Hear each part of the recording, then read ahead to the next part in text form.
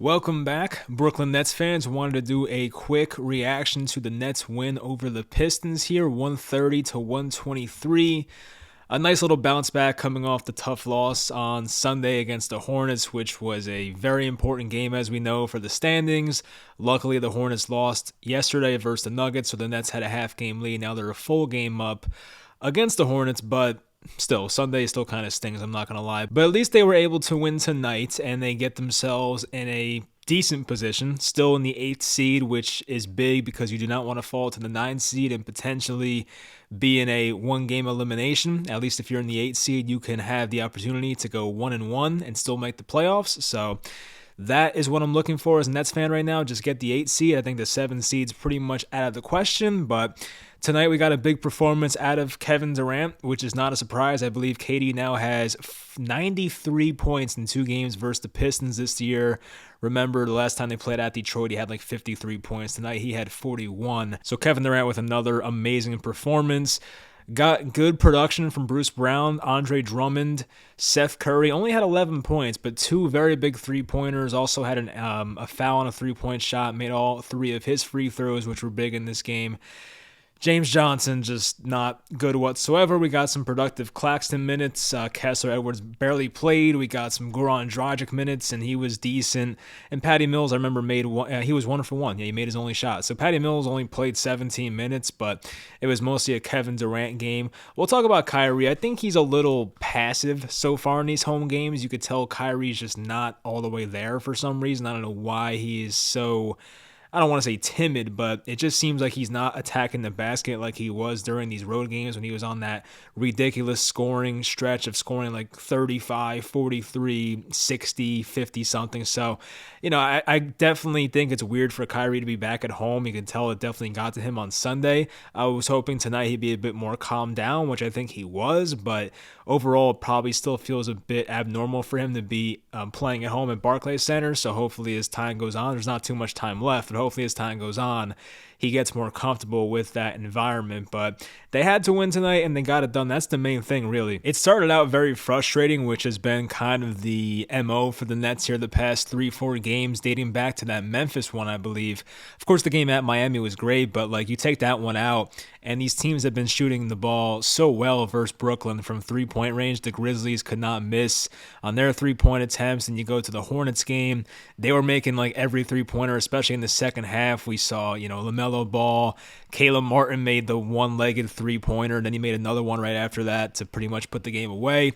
And then the Pistons, who are not a good shooting team whatsoever, they come out tonight and on the game, they shot 16 to 38, 42% from 3, but at one point they were over 60%. Freaking Isaiah Stewart, the center, who doesn't really shoot, I don't think, made 2 threes in the first quarter.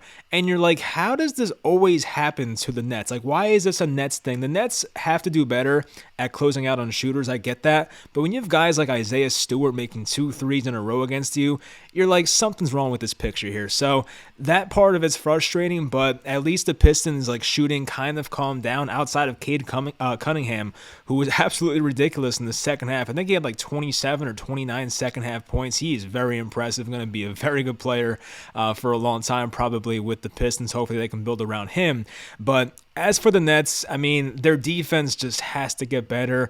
There was lack of communication. There was just going under on screens too many times and leading to open three-point shots, closing out on shooters, missed assignments, guys being left open, allowing offensive rebounds, which definitely adds to it. There was one play where the Pistons got an offensive rebound. The ball was basically taken out of Claxton's hands, and they passed it out for a three-pointer, and it was made, so that was a killer. But looking at the offensive rebounds, the Pistons out-rebounded the Nets offensively 17-8. So the Nets out-rebounded them total 41-40, but offensively the Pistons had 9 more. So that definitely is a discrepancy right there. But The Nets have to do a better job defensively. I mean, I look at this Pistons team and it's like, yeah, they have some good shooters on this team for the most part. They have guys like Sadiq Bey who made some shots. I talked about Cade Cunningham. Corey Joseph's a decent player. Killian Hayes had a pretty decent game. We know Olynyk could shoot threes. But for the most part, this is not a scary shooting team. And they still found a way to shoot over 40% from three. And at one point, over 60% from three in the first half versus the Nets. And something has to change defensively. I mean, like, you look at the Nets up and down, they have guys that can play defense. Like, Kevin Durant can play defense. Nick Claxton can play defense. Of course, Ben Simmons, if he ever comes back, we did not receive good news about him today, but he can play defense. But there are guards on this team, especially, that are not known for their defense. Kyrie Irving, as much as I love him, has not been that great defensively, especially in these past two home games he's played in. Goran Dragic, same thing. Seth Curry, same thing. These guys are not liabilities defensively, but they're not that good either. Of course, Patty Mills, that's more of a liability defensively.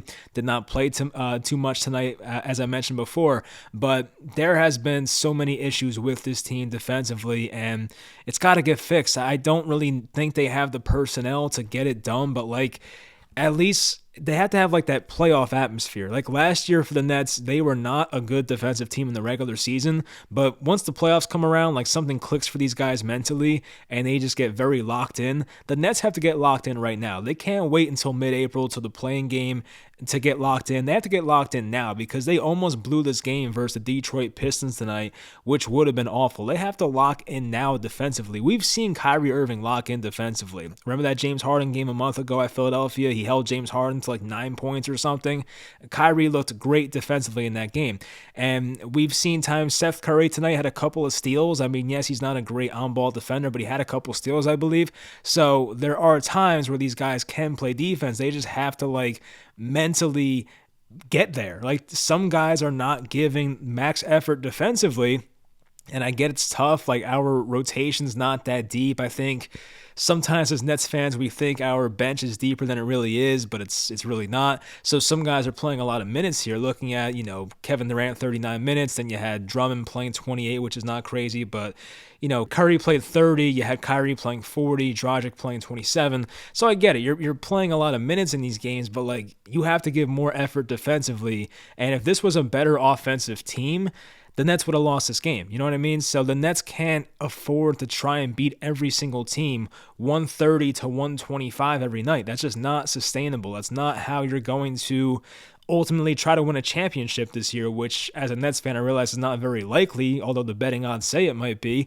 It's very hard to imagine the Nets winning a championship with this level of defense. I think the Nets offense is as good as anybody, but if you can't play any defense like we've shown here, in the past month or so, I mean, it's pretty much been all season, let's be honest, but especially the past month or so, it's been bad since like that game at Boston where Tatum dropped to 54 points. They played amazing defense in the game at Miami. So, like, it's there. Like, they can do it. And I guess Miami, they have kind of their shortcomings. I mean, Duncan Robinson played terrible. Tyler Hero had a terrible first quarter. Jimmy Butler can't really shoot threes. I get all that. But they looked so good defensively in that game. The communication was on point. The help defense was there. And there's games like the Grizzlies game, tonight's game, the Hornets game, where there's just so many breakdowns defensively, and it just makes you want to rip your hair out because like there are so many veterans on this team where this stuff should not be happening. I know there's no continuity on this team whatsoever. That definitely hurts, and these guys are not used to playing with each other. The Nets have like the most starting lineups the past couple of years, the most this year specifically. So I get it. Like it's not easy when you're not playing with the same group of guys and there's a lack of communication out there. But these guys have been around for a long time. There's not many guys that are like rookies and second-year guys the Nets are relying on. I mean, Kevin Durant's been around forever. Bruce Brown's been around. Andre Drummond, same thing. Kyrie's in his like 10th year. Seth Curry's been around. Dragic's 35 years old. Nick Claxton in year 3 is probably the youngest one. Then you got Patty Mills been around. James Johnson been around. And Kessler Edwards played 4 minutes tonight. So most of these guys have been around. Like they should know by now like where to be on defense and how to do these rotations. And sometimes you don't see it. So I just kind of hope things change here. I think something has to click mentally for these guys. I don't know what they can really change schematically. I mean, going underneath every screen is probably not going to help at certain points, and the Nets have had trouble versus the pick and roll at some points as well this year. Some games it looks great, some games it looks awful. I saw some, lapses tonight where they did not look well. They did not look good playing against the pick and roll. So, it's very inconsistent, but they have to get better defensively if I'm going to take them seriously. And honestly, the NBA takes them seriously to actually be championship contenders. They have the offense to do it. There's no doubt about it. The Nets have a great offense. So it would help if Joe Harris was there. It would help if Ben Simmons was there. But even without those guys, their offense is still top notch. But if they're allowing 115, 120, 125 points, you're just making your margin for error offensively so small, because you can't really afford to miss shots if you're going to give up that many points defensively. So that's the frustrating part about it. All right, what else tonight though? So definitely shout out Andre Drummond. They tried to do the hack of Drummond with 3 or 4 minutes left in the fourth quarter. The Nets had about a 6 or 7 point lead, and Dwayne Casey and the Pistons decide to intentionally foul Drummond to put him at the line. He goes to the line the first time, sinks them both. Goes to the line a second time, sinks them both. He went 4 for 4 in the quote-unquote hack of Drummond session they had there for a couple possessions. That was big. Seth Curry made 2 really big three-pointers in this game. One was to put them up, I think, 122-115. And there was one later after that where he had a defender all over him, but he somehow was able to create enough separation and swish a 3 from the other corner. So Seth Curry made a couple of really clutch shots. I always feel like Seth Curry makes those timely buckets when the team needs him, the clutch situations. When I was at that Portland versus Nets game, I think a couple weeks back, he made a couple big threes in that game as well. So Seth Curry's always been there. He's been clutch so far. That's definitely big to see, of course. Once again, I'm kind of over the James Johnson experience. I can tell based on Nets Twitter. A lot of Nets fans feel the same way. I just don't know what he brings to the table anymore. He had that exhibition in the first quarter where he tried to dribble through 3 or 4 guys and lost the ball. I was not a fan of seeing that, of course. So James Johnson just putting himself in a bad spot. He just does not add anything to the offense at all with his jump shot. There's really nothing to talk about there. I remember he missed a mid-range pull-up in this game. He was only 1 for 2 from the field. I'm trying to think of the shot he made. I can't even remember it. But James Johnson just offers nothing defensively or offensively. He offers a little bit defensively, but he was a minus 11 in this game, which was the second worst on the team, right behind Patty Mills, or right in front of Patty Mills, I should say, who was a minus 12 in his 17 minutes. But once again, another DNP for Blake Griffin, another DNP for LaMarcus Aldridge, has been available for the last 2 games now, and Cam Thomas did not play in this game, which I guess is not really a surprise, but those are talented guys. Like LaMarcus Aldridge, as we've seen this year, has had games where he scores 20-plus points, and it looks amazing when he's shooting the ball. He'll be like 9 for 12, 10 for 12 casually and have a good game shooting the ball. We know Aldridge is a little limited defensively now at 36, 37 years old, but my question is, why can't Blake Griffin play the role of James Johnson?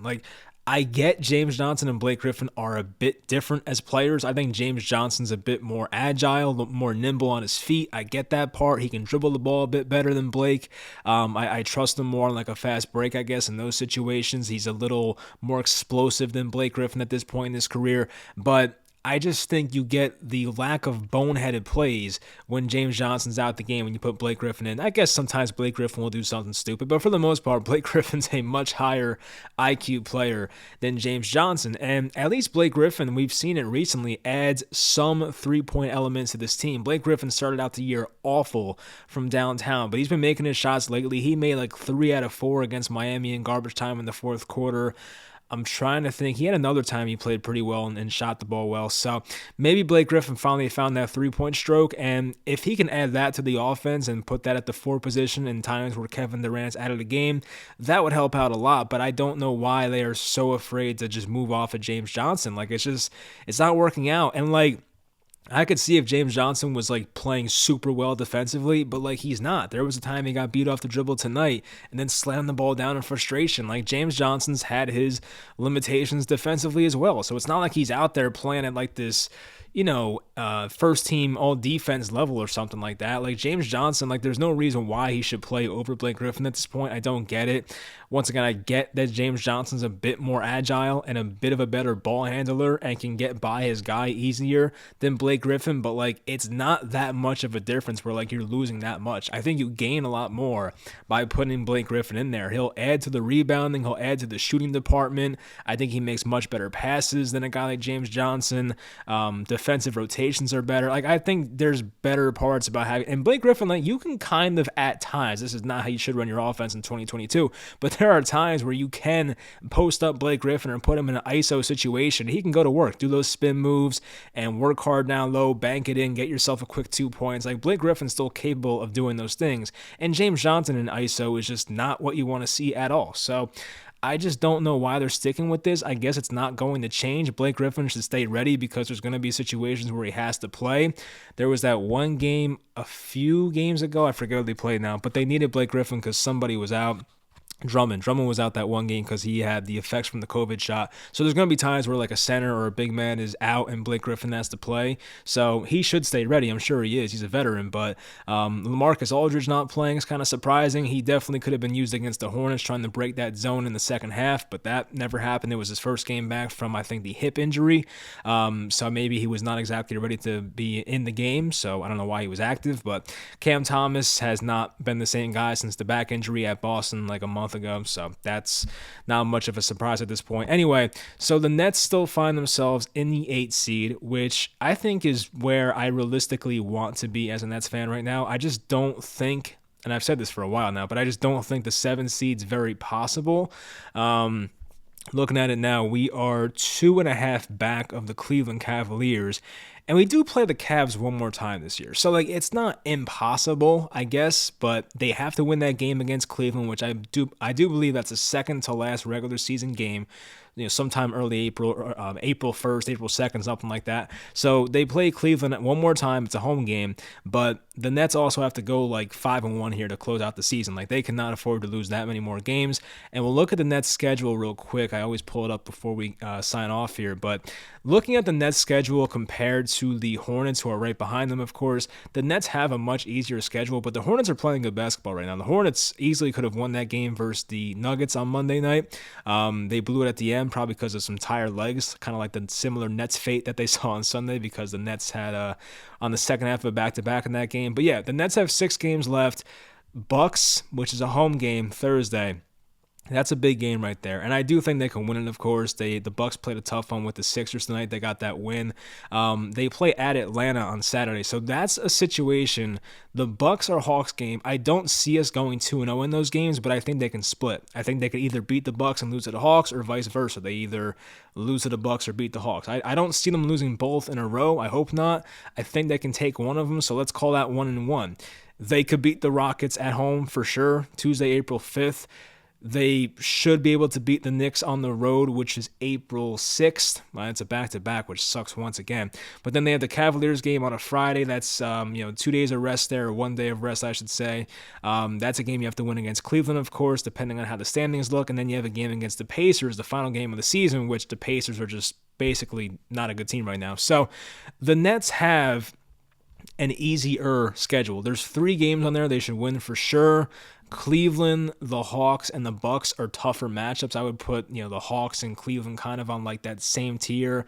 Obviously, Cleveland's a bit better, but the Bucks are on like that highest tier. So the game Thursday coming up is going to be a tough one. But if they can win that one, I'm going to feel very good about where we finish in the standings. And once again, I don't really care if it's a 7 or 8 seed. The Nets suck at home anyway. I think they're 17-20 this year at Barclays Center, which is a joke. I know part of it's because Kyrie's been out and only played 2 home games this year. But at the same time, it's like the Nets have no real home court advantage right now. I don't know why. I don't think the fans are that bad. I know people make the jokes of the Nets have no fans, but I just don't really know what it is, honestly. So anyway, if they have to play on the road at Cleveland, that's fine. I just don't want it to be Toronto, because Toronto has their vaccination rules, and Kyrie Irving might not be able to play at Toronto in a playing game. So hopefully Toronto keeps winning.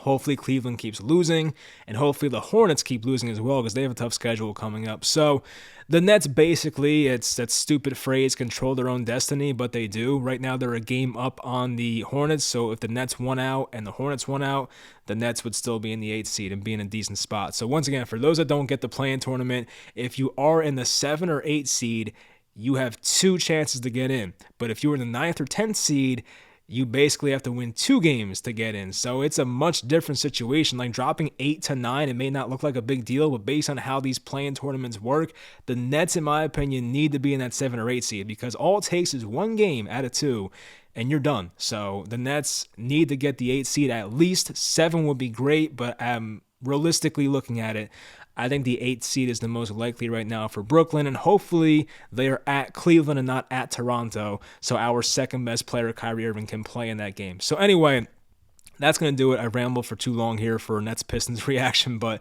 play the Bucks on Thursday. Got to get that win. I don't know who's going to be favored in that game. I think we have a chance, of course, because we have our full squad, minus Joe, minus Ben. But, speaking of Ben, Steve Nash gave some update today and said that Ben Simmons has not really made any type of progress. So that's not what you want to hear. As the days go on, my optimism on Ben Simmons has declined. So at this point, I put it at like a 35% chance that Ben Simmons plays this year. I'm just not expecting it. He just does not seem close whatsoever.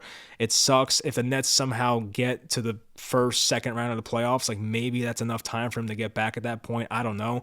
But I am just kind of under the presumption that this is our team for the rest of the year. Obviously, Joe Harris is done for the year, and Ben Simmons might be right behind him. I have no idea. So we'll find out. I just hope Ben comes back because it would help this team a lot, and it would get James Johnson off the floor. That would be great. So anyway, that's going to do it for the video. Hope you guys enjoy, and I'll talk to you guys next time.